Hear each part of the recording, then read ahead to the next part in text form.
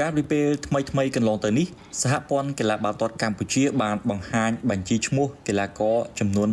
39នាក់ដើម្បីត្រៀមខ្លួនក្នុងការប្រមូលផ្ដុំហ្វឹកហាត់និងធ្វើតេស្តដំណាក់កាលទី1ចាប់ពីថ្ងៃទី6ដល់ថ្ងៃទី10មិថុនាខាងមុខដើម្បីចម្រាញ់រកកីឡាករឆ្នើមចូលរួមការប្រកួតពានរង្វាន់ Asian Under 23 Championship ឆ្នាំ2025នៅទីក្រុង Jakarta ប្រទេសឥណ្ឌូនេស៊ីកីឡាករទាំង39រូបនោះរួមមាន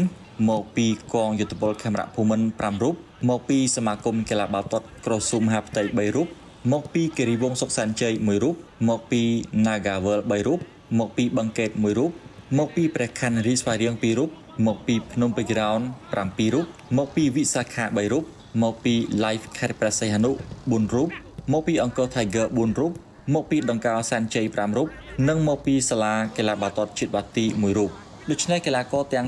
39រូបដែលត្រូវបានកោះហៅនោះនឹងត្រូវត្រៀមខ្លួនក្នុងការធ្វើតេស្តជាបន្តមុនចម្រាញ់រកកីឡាករឆ្នើមទៅប្រកួតកម្មវិធីជាផ្លូវការយ៉ាងណាវិញនេះក៏ជាការត្រៀមខ្លួនមួយផងដែរសម្រាប់ក្រុមជម្រើសជាតិកម្ពុជាអាយុក្រោម23ឆ្នាំ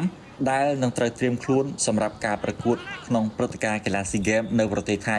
នាចុងឆ្នាំ2025នេះសូមបញ្ជាក់ថាការប្រកួតបាល់ទាត់ពានរង្វាន់ Asian Under 23 Championship